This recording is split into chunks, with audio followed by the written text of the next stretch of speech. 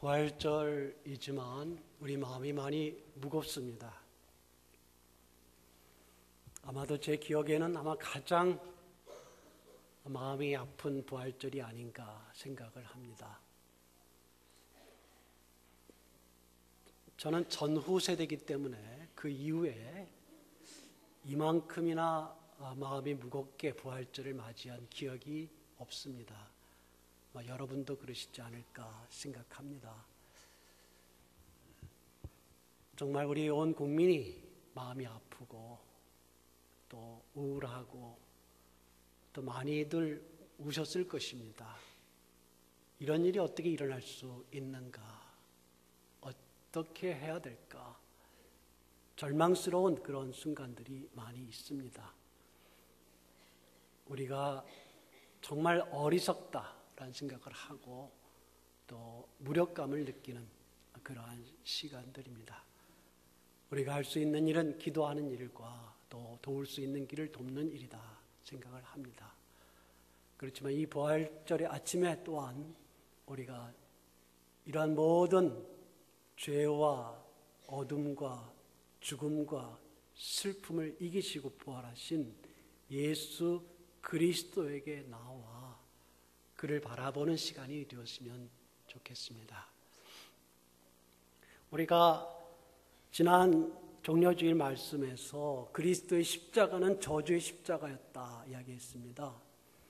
우리의 죄와 저주로부터 우리를 해방시키시는 십자가였고 그리스도께서 그 저주를 끌어안으셔서 십자가에서 죽으셨다. 그래서 우리를 저주에서 해방하셨다 이렇게 이야기했었습니다. 저주와 죄로부터 해방하신 그리스도, 그 그리스도께서 이 저주로부터 해방하셨다고 했을 때 이 저주와 반대되는 말을 제가 지난주에 잠시 소개했습니다마는 이 반대되는 말이 복입니다. 복. 3장 14절에서 아브라함의 복을 이야기하면서 그 아브라함의 복을 성령의 약속이라고 한 이유가 있습니다.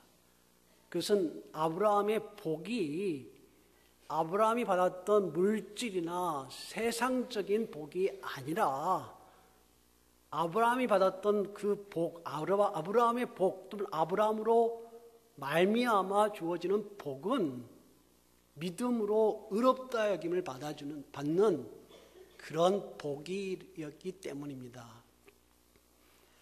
아브라함으로 말미암아 이방인들이 복을 받을 것이다 라는 게 하나님의 약속이었습니다. 그리고 또 하나 아브라함이 하나님을 믿음에 하나님이 그를 의롭다 여기셨다라는 이 말씀이 이 아브라함을 통하여 모든 이방인들이 모든 열방이 모든 민족이 그 믿음을 따르는 자들이 복을 얻는다라는 말씀과 상관이 있겠습니다. 이 아브라함의 복, 다른 복보다는 아브라함을 의롭다 여기신 하나님의 이 복이 모든 이방인들에게 미치게 된다라는 것이 3장의 말씀이거든요. 그래서 모든 이방인들이 아브라함의 믿음을 따를 때에 그리스도 예수 안에서 그리스도 예수의 죽으심과 그의 부활 때문에 우리가 그 복을 누리는데 그 복이 의롭게 여겨진다라는 것입니다. 그런데 의롭게 여겨지는 것, 이것을 신학적 용어로 칭의라고 하지 않습니까? 칭의, 의롭게 여겨진다. 이 의롭게 여겨진다는 것은 우리의 과거의 죄와 허물과 부족과 우리의 모순과 우리의 저주로부터 해방되었다는 것을 말해주고 하나님께 나아갈 수 있는 존재가 되었다라는 것을 말해줍니다. 하나님이 의로우신 하나님이시기 때문에 그분께 나아가기 위해서 먼저 되어야 될 일이 뭐냐면 그리스도의 피로 인해서 우리가 의롭게 되어지는 것이에요. 의롭게 되어짐으로써 아브라함이 하나님의 친구같이 여겨지지 않았습니까? 우리가 의롭게 여겨짐으로써 하나님께 이제 나아갈 수 있게 된 것입니다. 이것을 다시 가리켜서 갈라디아서에서는 3장부터 시작이 돼요. 3장 26절에 너희가 다 믿음으로 말미암아 그리스도 예수 안에서 하나님의 아들이 되었다. 이렇게 소개하고 있습니다. 믿음으로 말미암아라는 것은 하나님께서 그 아들을 보내셔서 우리 십자가에 우리를 위하여 죽으심으로 저주를 받으시고 우리의 죄를 사해 주시고 사흘 만에 다시 살아나셔서 우리를 승리로 이끄셨다. 생명을 주셨다. 이것을 믿은 것을 말하는 것이죠. 이 믿음으로 하나님의 아들이 되게 하셨다라고 번역되어 있는데 이 본문은 직역하면 하나님의 아들들이다. 믿음으로 말미암아 하나님의 아들들이다. 너희는 이렇게 말하고 있습니다. 영어 성경을 보시게 되면 여러분이 좀 더 직역되어 있어요. 이 부분이. You become 이렇게 써 있지 않고 You are all sons of God. 하나님의 아들들이다. 이렇게 소개해 주고 있습니다. 너희는 다 하나님의 아들들이다. 믿음으로 말미암아 아브라함의 믿음이 너희에게 미쳤고 아브라함의 복이 너희에게 미쳐서 하나님의 아들들이다. 그러니까 의롭게 된 것의 다른 이름, 의롭게 되는 것이 필요한 것은 하나님 앞에 이제 뭔가 우리에게 존재가 되기 위해서, 물론 그것은 영원한 생명을 얻게 되는 영생과 관련되어 있지만 하나님 앞에 우리가 어떤 존재가 되기 위하여 의롭게 되어져야 된다고 이야기했습니다. 그래서 우리가 의롭게 되는데 의롭게 되는 것이 우리가 잘나서 그런 게 아니라 우리가 뛰어나서가 아니라 순전히 그리스도 예수의 우리를 대신해서 저주를 받으시고 우리의 죄를 용서하셨기 때문에 부활하심으로 우리를 승리로 이끄셨기 때문에 우리가 그것을 믿음으로 의롭게 되었고 의롭게 되었다는 다른 말을 우리에게 성경이 소개하고 있는 것은 하나님의 아들들이 되었다라는 이야기입니다. 하나님의 아들들이 되었다. 4장 5절에 율법의 아래에 있는 자들을 속량하시고, 속량이라는 말은 우리가 이야기하지 않았습니까? 풀어준다 이 말입니다. 풀어서 자유하게 한다 이 말입니다. 죄와 저주로부터 죽음으로부터 풀어냈다 이 말이죠. 우리로 아들의 명분을 얻게 하려 하심이라 라고 이야기했는데 이 아들의 명분이라는 말로 번역된 이 말이 하나의 단어인데 두 가지 단어가 합쳐진 하나의 단어입니다. 이것을 다른 말로 번역하면 아들됨입니다. 이 단어는 아들이라는 말과 세우다라는 말에서 나온 세움이 합쳐져서 아들로 세움, 아들로 세우심입니다. 아들로 세우심, 아들이 되게 하심, 아들로 인정하심, 아들로 받아주심입니다. 이것을 로마서 8장에는 양자됨으로 번역했습니다. 그러니까 우리를 하나님의 아들들로 세우셨다라는 말이죠. 이 단어가 아들의 명분이라고 번역했습니다만은 아들로 세우셨다 이 말이에요.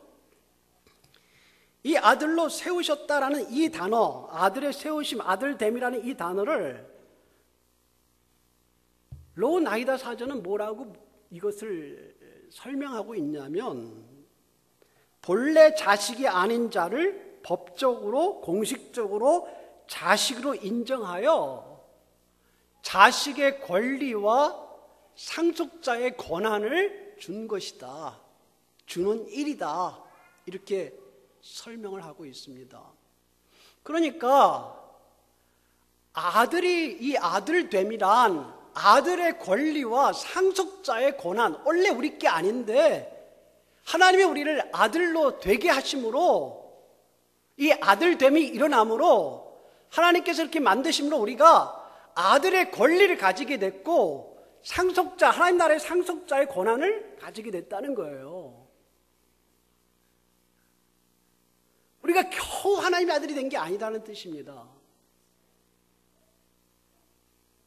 우리가 하나님의 아들이 마치 하나님의 나라에서 서자처럼 취급받지 않는다는 거예요. 우리는 하나님의 아들들이고요. 그 아들 때문에 권리와 권한을 가지고 있고요. 그리고 하나님 나라의 상속자로서 당당하게 하나님 앞에 설 수 있고 세상 앞에 이야기할 수 있는 존재가 되었다는 거예요. 이게 하나님의 아들들 됨입니다. 하나님의 아들이 하나님 우리는 부족한데 아무것도 못했는데 하나님의 아들 예수 그리스도를 말미암아 하나님의 아들이 됐으니까 부족하니까 내가 무슨 뭘 주장할 수 있겠습니까? 내가 무슨 뭘 받을까요? 물론 우리 마음은 그럴 수 있어요, 겸손하게. 그러나 하나님께서 우리를 인정하셨을 때는, 우리를 아들로 인정하셨을 때는 아들의 권리를 주시고 권한을 주셨다는 이야기예요. 상속자의 하나님 나라를 이어가는 상속자의 능력과 권한을 우리에게 주셨다 이거예요. 여러분, 이 말이 놀라운데요. 4장 4절에 보면 때가 참에 하나님이 그 아들을 보내사, 그 아들이란 하나밖에 없는 독생자 예수 그리스도를 이야기하죠. 여자에게 나게 하시고 율법 아래에게 나게 하신 것은 율법 아래 있는 자를 속량하시고 우리로 아들의 명분을 얻게 하려 하심이라고 얘기하셨는데, 하나님이 그 아들을 보내셔서, 하나님이 하나밖에 없는 아들을 보내셔서 이 땅에 오셔서 우리를 위하여 사셨고 말씀하시고 가르치시고 제자들을 그리고 훈련시키시고 또 우리를 위하여 죽으시고 십자가에 지시고 그리고 우리를 위하여 부활하신 그리스도를 이야기하지 않습니까? 그런데 이 부분에 엄청난 역설이 있어요. 아들이신 그분, 하나님 나라의 유일하신 상속자죠. 원래 하나님의 유일하신 아들이죠. 하나님 나라의 모든 권한을 가지신 분이 예수 그리스도 아니십니까? 그런데 그 아들이신 그분이 우리 아들이 아닌 우리들을 위하여 죽으시고 살아나셔서 우리에 위하여 비용을 지불하심으로 우리를 아들로 만들었다는 사실을 어떻게 생각하세요? 유일하게 하나님 나라의 상속자이신 그분이, 하나님 나라를 다 차지하시는 그분이 우리를 상속자로 만드셔서 하나님 나라를 나누셨다는 게 어떻게 생각하세요? 우리가 인간적으로 볼 때 우리가 부모의 상속을 받는다고 생각해 보세요. 어느 날 갑자기 다른 아들이 나타나서 상속을 나눠야 된다고 생각해 보세요. 여러분 마음에 드세요? 나눠주고 싶어요? 아들을 더 많이 만들고 싶어요? 상속자를 더 많이 만들고 싶어요? 그게 세상의 원리예요. 그렇게 할 수 없어요, 세상은. 근데 하나님 나라는 완전히 반대입니다. 역설이에요. 어떻게 역설입니까? 하나님 나라는 오직 하나님 나라의 유일한 상속자이신 하나님의 아들이신 그분이, 유일하게 아들이신 그분이 많은 아들들을 또 만들고 구원하셔서 그들을 하나님 나라의 상속자로 만드는 역설이에요. 왜 그럴까요? 하나님 나라는 어떤 것이 나와서 우리가 싸워서 나누는 게 아니라, 있는 것을 조금씩 자꾸 나눠서 싸워서 뺏는 것이 아니라, 하나님 나라는 나눠주면 나눠질수록 더 커지는 것이기 때문에 그래요. 하나님 나라는 제일 힘센 자가 차지하는 그게 아니고요. 하나님 나라는 오히려 섬기고 사랑하고 돌보고 희생함으로써 더 큰 것을 얻어요. 그래서 너희 가운데 크고자 하는 자는 낮은 자가 되라. 섬기는 자가 되라. 섬기는 자가 제일 큰 자다. 이게 하나님 나라의 원리인 거 아세요? 우리 가운데 누가 제일 잘난 척하고 제일 여기서 최고가 돼야 되지 이렇게 할 필요가 없는 것은, 그렇게 해봤자 오히려 우리가 하나님 나라 상속자가 아니라는 것을 보여주는 것뿐이에요. 하나님 나라는 오히려 섬기고 사랑하고, 유일하게 하나님 나라의 상속자이신 그분이 자기의 상속을 나눠줌으로써 오히려 하나님 나라를 크게 하시고 하나님 나라를 번성하게 하시고 하나님의 뜻을 이루신 것처럼 똑같이 우리도 오히려 우리가 가진 것을 나눠주고 우리의 기득권을 포기하고 말이죠, 새로운 분들이 이 교회에 잘 발붙일 수 있게 하고 내가 권리가 있는 것들을 좀 나눠주고 하면서 오히려 나를 내줌으로써 하나님 나라의 풍성함을 만들어가는 것, 이것이 하나님 나라의 역설입니다. 그 세상과 달라요. 세상 사람들과 다른 것이 그럴 수밖에 없는 게 하나님 나라의 원리가 있기 때문에 그래요. 이 원리가 놀라운 것 아닙니까? 하나님의 아들들이 되게 하셨다. 그러면서 하나님의 아들들이 되면서 서열을 나눠서 너는 서자고 너는 우린 적자고 이렇게 만들지 않으시고 모두가 다 하나님의 아들들이 되게 하셨고 모두가 다 하나님 나라의 넉넉한 유산을 받게 하시고 하나님 나라에 얼마든지 하나님 나라를 상속해 가며 하나님 나라를 이어가며 하나님 나라를 건설해 가며 하나님 나라의 주인공으로서 살 수 있게 하셨다. 엄청난 일 아닙니까? 이 하나님의 아들들이 되는 것 말이죠. 여러분, 하나님의 아들들이 된다는 이 말이 제가 언젠가 설교한 적이 있습니다만은 그 당시 바울 시대의 하나님의 아들들, 신의 아들들이 된다는 것은 정말 소수에게만 주어지는 것 아니었습니까? 그리스 로마 신화에 있어서 신의 아들들이 누굽니까? 소위 말해서 거대 영웅들이에요. 헤라클레스, 허큘리스라고 하는 헤라클레스. 제우스의 아들이라 일컬어지고요. 그 다음에 트로이 전쟁의 영웅이었던 아킬레스. 너무 전쟁을 잘하는, 전투를 잘하는 용사여서, 영웅이어서 그에게는 조금 더 흠이 없는데 단 하나의 흠이 발꿈치다. 아킬레스건 유명하지 않습니까? 그 헤라클레스와 아킬레스로의 후손이다라고 주장한 사람이 알렉산더고요. 알렉산더 정도 돼야 신의 아들이었어요. 당시에 로마 제국 시대에 로마의 첫 번째 황제로서 로마 제국을 이끌었던 아우구스투스가 자신의 양부였던 시저를 신으로 봉양하면서 자신을 디부스 필리우스 신의 아들이다 이렇게 일컬은 적이 있죠. 그러니까 황제나 정말 권력을 장악한 다른 사람들, 그 특별한 소수만이 신의 아들이었어요. 그리고 다른 사람은 신의 아들이 되는 걸 용납할 수가 없죠. 그러나 우리가 알듯이 그 신의 아들들은 거짓 신이기 때문에 거짓 신의 아들들은 당연히 거짓이죠. 가짜죠. 그 거짓 신이로 인해서 신의 아들들이 만들어지지 않아요. 참 신이신 하나님께서 계획을 가지셨다는 거예요. 그 하나님께서 그의 아들들을 만들 계획을 가지셨어요. 한 분 아들이 계셨음에도 불구하고 그 아들을 통하여 아들을 희생시켜서 그리고 아들을 다시 살리심으로 그 아들을 통하여 하나님의 아들들을 만드실 계획을 하나님이 세우셨다는 거예요. 여러분, 구약에도요 하나님의 아들들이라는 개념이 많이 안 나온다고 제가 이야기 드린 적이 있습니다. 많이 나오지 않아요. 유대인들을 하나님의 아들들 이렇게 직접적 칭하는 경우가 거의 없어요. 이 아들들의 개념도 많지 않은 개념이고 이것이 신약적 개념이라는 것을 알 수 있어요. 그리스도 이후에 이제 하나님의 아들들이 본격적으로 나타난다는 것을 말해주는 것이죠. 우리가 그런 하나님의 아들들이 됐어요. 그 황제들도 못할 수 있는 것을 우리는 그리스도로 인해서 그래서 우리가 잘났다고 할 수 없는 것은 우리가 잘나서 된 사람이 아무도 없거든요. 학벌이 좋아서 된 게 아니고요. 재물이 많아서 된 것도 아니고요. 사회적 신분이 좋아서 우리가 하나님의 아들이 된 게 아니잖아요. 그러면 우리가 우리 안에서 무엇을 자랑할 수 있겠습니까? 우리는 다 똑같은 죄인이었고 똑같은 부족한 사람이었지만 놀랍게도 그 아들이 하나님의 아들이 오셔서 우리를 아들로 건져주셨어요. 어느 날 우리는 단지 믿었을 뿐인데 우리를 하나님의 아들들로 만드시고 하나님 나라의 상속자로 만드신 이 영광을 누리게 됐어요. 우리가 감히 엄청난 영광을 누리게 됐어요. 신인류가 등장한 것입니다. 비록 육체는 똑같고 겉으로 보기엔 똑같지만 그 영혼이 살아있어서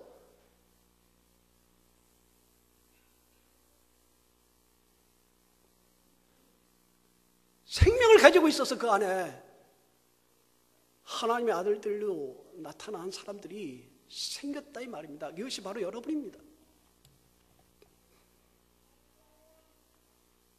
오늘 본문 말씀을 보게 되면 성령께서 6절에 너희가 아들이므로 하나님이 그 아들의 영을 우리 마음 가운데 보내사, 성령이죠. 성령을 우리 마음속에 확증하신 겁니다. 아들로 삼으셨을 뿐만 아니라 아들됨을 인치기 위하여 확실하게 증거로서 우리에게 성령을 주셨어요. 성령을 주신 근거가 뭔지 아십니까? 우리가 하나님을 아버지라 부를 수 있게 했다는 거예요. 그렇지 않으면 아버지라 부를 수 없다는 거예요. 우리가 여러분, 하나님 기도할 때 아버지 이렇게 불러지지 않아요? 하나님 아버지?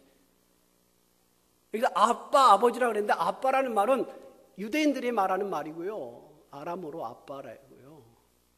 아버지라는 말은 여기서 헬라 말이에요. 헬라어. 그러니까 아람어와 헬라어가 같이 유대인들의 말과 헬라인의 말이 같이 쓰여서 아빠라는 말을 이중적으로 강조했는데 이것은 번역이 잘 돼 있어요. 아빠, 아버지. 여러분 어렸을 때요. 어린아이들이 제일 먼저 하는 말이 뭔지 아십니까? 뭐죠? 아빠 아니고 엄마죠. 엄마. 입을 뜰 때 하는 말이 맘입니다. 맘. 그래서 맘마. 먹는 것과 엄마가 헷갈리기도 하겠지만 그러나 그게 그 맘자가 들어가는 게 다 엄마입니다. 엄마, 어머니. 미음이 들어가죠. 마마, 영어로도 마마, 마미, mother, mutter. 여러 가지 그런 것들이 다 들어가는 것이죠. 그런 말들이 그 다음에 두 번째 하는 말이 파예요. 파파, father, 파티르, 아빠, 아버지, 파입니다. 아버지를. 그러니까 이 말은 여기서 이 번역은 아빠, 아버지라 잘 번역했어요. 이 말은 하나님과의 관계가 그냥 우리가 멀리 하나님 보시면서 우리는 저겁니다 라고 보는 것만이 아니라 그럴 때도 있죠 우리가. 그러나 우리가 하나님을 가까이서 뵈면서 하나님 아버지라고 부를 수 있게 됐다는 거예요. 인격적인 존재로 우리가 하나님을. 이게 하나님의 아들들이 당당히 부를 수 있는 말이에요. 하나님 나의 아버지시오. 여러분 이 아버지라는 개념, 하나님이 아버지 되시다는 개념도 구약에는 많이 나오지 않은 거 아세요? 한두 번 나와요. 많이 안 나옵니다. 이 개념을, 이 하나님을 아버지라 부르는 이 말은 예수님이 제일 많이 사용하셔요. 나의 아버지, 너희의 아버지. 하늘에 계신 아버지라고 불러라. 하늘에 계신 우리 아버지여라고 기도해라. 이 아버지라고 부르는 이 말의 개념이 유대인들이 그 주님을 따르는 제자들만이 아니라 나중에 하나님을 전혀 알지 못했던 우리 같은 이방인들도 예수 그리스도로 인하여 하나님을 아버지라고 부르게 될 때 완성이 돼요. 그 아버지됨이.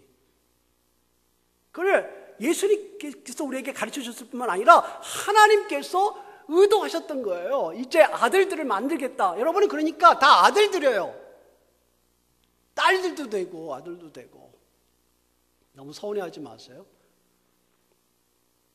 다 같은 하나님의 자녀들, 아들들이라는 개념이 엄청난 개념이에요. 여러분 그거 우리가 그 아들들이기 때문에 하나님 나라의 모든 것을 가지게 되고 하나님 나라를 가지기 때문에 우리의 영원한 생명을 가지게 되는 게 다 포함되어 있어요. 그 안에 아들됨에.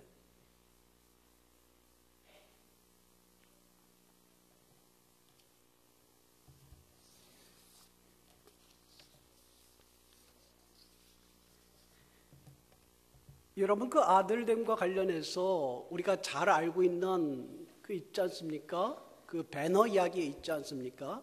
여러분 좋아하시죠? 여러분들도? 저도 무척 좋아하는 배너 이야기.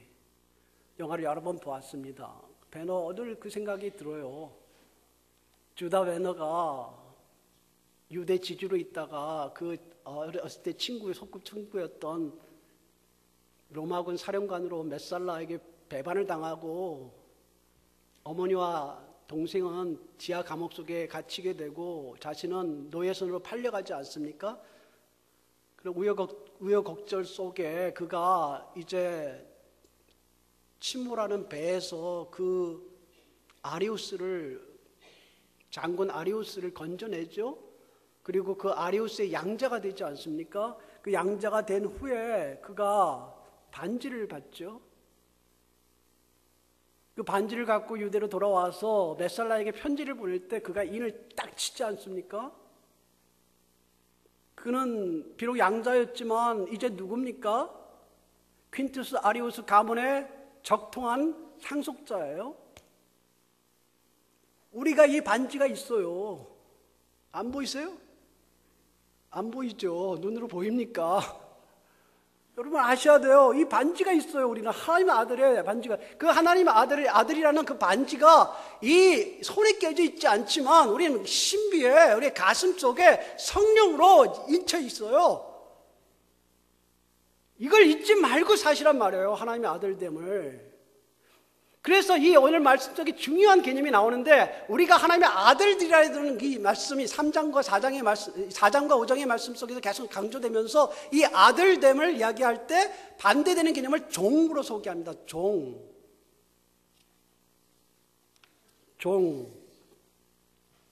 종이 아니다 이 말이에요. 종은 자유하지 않습니다. 그러나 아들은 자유합니다. 그 말이에요. 오늘 5장 1절에서 그리스도께서 우리를 자유롭게 하시려고 자유를 주셨으니 그러므로 굳게 서서 다시는 종의 멍에를 매지 말라 하셨는데 자유롭게 하시려고 자유를 주셨다라는 말 속에 명사로 된 자유와 동사 자유롭게 하다는 말이 섞여서 자유예요. 자유예요. 우리를 자유하게 하셨다 이 말이에요. 아들로 자유하게 하셨어요. 종이 아니다 이 말이에요. 당시 로마 제국에 종의 노예들이 신분이 3분의 1 정도 됐다 그래요. 3분의 1 큰 수였습니다. 이 노예들은 신분상으로 노예 신분을 유지한 사람, 그래서 거기서 해방될 수 없는 사람도 있었지만 또 어떤 사람들은 조금씩 돈을 모을 수가 있어서 나중에 그 자기 노예됨을 풀어낼 수 있는 돈으로 풀어낼 수 있는 그런 사람이었어요. 그래서 자기의 모든 목표가 자기를 어떻게든 돈을 조금씩밖에 못 얻지만 그 조금씩 받은 것을 계속해서 모아서 어떻게든 자기 생애에서 노예로부터 해방되는 게 꿈이었어요. 꿈. 그것이 노예예요. 할 수 없이 하는 것. 또 자기를 해방시키기 위해서 겨우 하는 것. 어떻게든 돈을 벌어야 되니까 하는 것. 이게 노예의 삶이고요. 아들의 삶은요 그렇지 않아요. 아들은 자유를 가지고 선택해서 해요. 가문을 위해서 해요. 아버지를 위해서 해요. 자신의 명예를 위해서 해요. 아들과 종이 다릅니다. 종은 자유가 없어요. 기본적으로 아들은 자유합니다. 5장에서 이야기하는 중요한 이야기가 있는데 그것은 뭐냐면 우리를 아들로 삼으셨을 때 우리가 이 아들이란 자유 아닙니까? 뭐로부터 자유입니까? 저주와 죄와 어둠과 죽음에서부터의 자유거든요. 종은 거기서 자유할 수 없기 때문에 거기에 얽매여 있다는 말입니다. 그래서 우리를 죽음으로 이끌어가는, 죄로 이끌어가는 육체의 소욕으로부터, 육체의 문제로부터 종은 해결할 수가 없고 헤어나올 수 없어요. 그러나 아들은 비록 완전하지 않더라도 육체의 소욕을 따르지 않고 성령을 따라 행할 수 있고 성령을 따라 행함으로 성령의 열매 무엇입니까? 여러분 5장 22절 23절 나오지 않습니까? 뭐라고 나옵니까? 사랑과 희락과 화평과 오래 참음과 자비와 양선과 충성과 온유와 절제, 이런 아름다운 열매들을 맺을 수 있는 능력이 생겼어요. 완전하다는 것 아닙니다. 우리가 육체를 가지고 있는 한 우리가 때로 죄로부터 우리가 완전히 벗어나지 못할 때도 있으나 실패할 때도 있으나 적어도 우리는 뭐냐면 성령을 쫓아 행할 수 있는 능력을 소유하게 됐어요.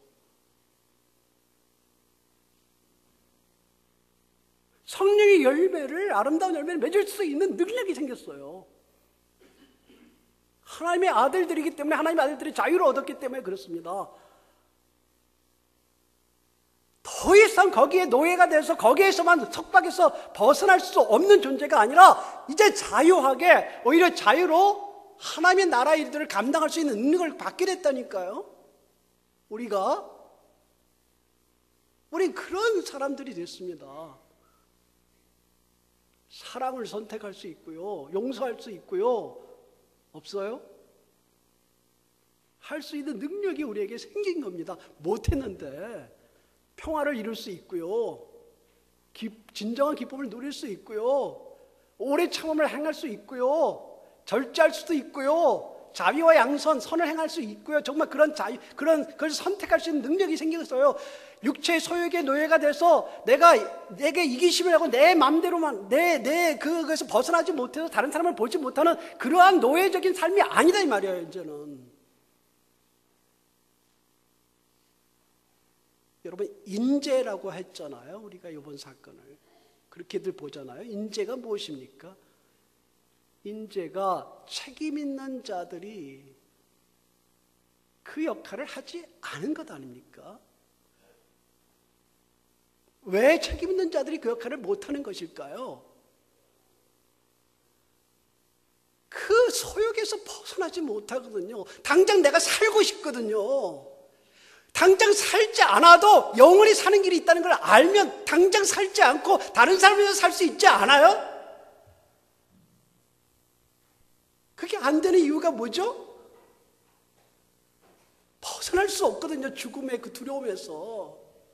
그럼 그 죽음의 두려움을 벗어낼 수 있는 사람이 누굽니까? 우리 하나님의 아들들 아닙니까? 당장 몇 푼 안 되는 돈 때문에 그것을 나의 자신의 정직과 자신의 의로움을 팔게 되지 않아도 되는 게 누굽니까?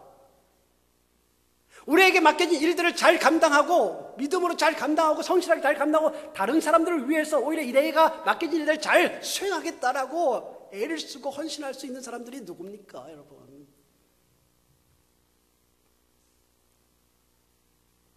부정직과 부도덕과 더러움을 선택하지 않아도 그래 않을 수 있는 능력을 가진 사람들이 누구예요?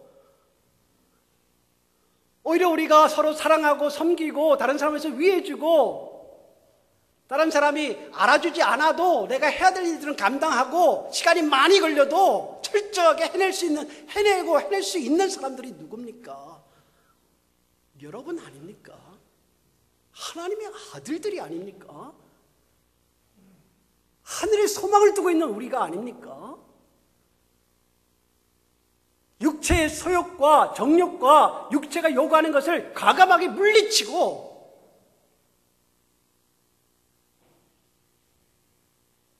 우리에게 주어진 시간과 우리에게 주어진 상황과 우리에게 주어진 공간에서 작은 빛과 소금의 역할을 할 수 있는 사람이 누굽니까? 하나님의 아들들 아닙니까?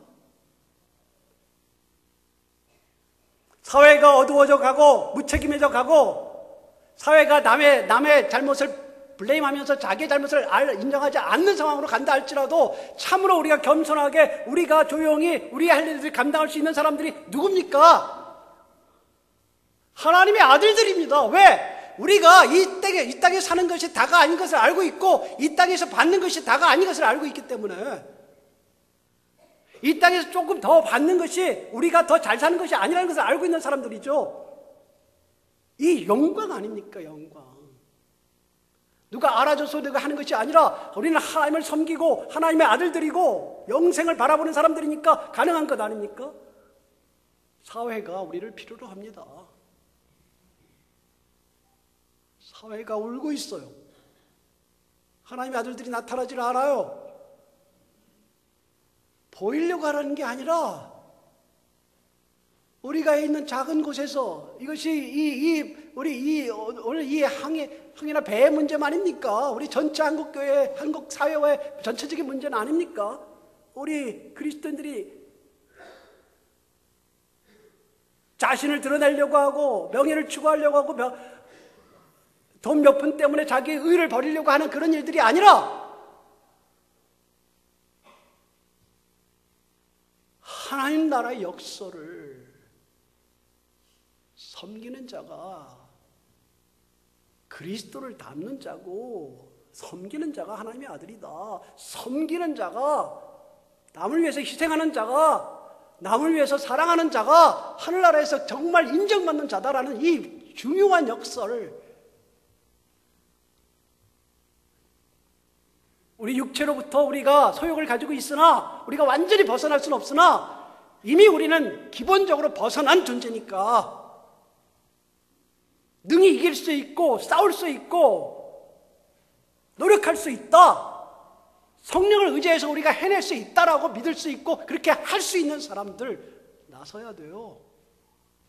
직장에서, 사회에서, 교회에서, 모든 곳에서 사회가 우리를 부르고 있습니다. 조국이 우리를 필요로 하고 있어요. 이 부활절의 아침에 그리스도께서 부활하신 의미를 생각하십시오. 그리스도께서 우리를 위해서 희생하시면서 죽으셨어요. 죽으셨지만 하나님이 그를 3일 만에 살리심으로, 그리고 하늘에 승천하게 하심으로, 만유의 주가 되심으로 승리를 주셨습니다. 죽는 자가 사는 것입니다. 섬기는 자가 이기는 것입니다. 사랑하는 자가 승리하는 자입니다. 그것이 부활의 의미고요. 이 땅에서 못 받는 것을 하늘나라에서는 하나님께서는 적어도 인정하신다는 것을 기억하시고, 우리를 보내신 이곳에서 뭐 엄청난 일을 하려고 하지 마시고 작은 일이라도 하나님의 아들로서 해야 될 일들을 감당하시는 여러분 모두가 되시기를 주님의 이름으로 축원합니다. 살아계신 하나님 아버지, 감사합니다. 정말 우리의 마음속에 복잡하고 어려움이 많이 있는 상황이 있습니다. 정말 우리가 우리 자신들을 먼저 쳐서 복종하고 부족함을 돌아보며 성령으로 한 걸음 한 걸음 전진할 수 있는 능력을 허락하여 주시옵소서. 하나님의 아들들이 깨어나게 하시고 하나님 나라의 상속자들이 당당한 마음으로 세상을 향하여 빛과 소금의 역할들을 감당할 수 있게 하시고, 그것으로 사람들이 우리에게 너희가 어떻게 하여 그렇게 육체의 소욕을 따르지 않아도 되는가, 어떻게 하여 그렇게 너희가 아름답게 할 수 있는가라고 물을 때에 우리 안에 있는 그리스도, 우리 안에 계신 성령, 영원한 생명에 대하여 이야기할 수 있는 우리가 되도록 하나님 우리 모두를 일으키시고 새롭게 하시고 능력으로 우리에게 주어진 일들을 감당할 수 있게 하여 주시옵소서. 한 주간 주어진 기간 동안에 우리가 믿음으로 살게 하시고 승리하게 하시고, 때로 어려움이 있을지라도 우리가 그것을 이겨내며 오히려 주위의 사람들을 위로하며 격려하며 이끌어가며 도와주며 살아가는 아름다운 삶 되도록 인도하옵소서. 우리 주 예수님의 이름으로 기도하옵나이다. 아멘.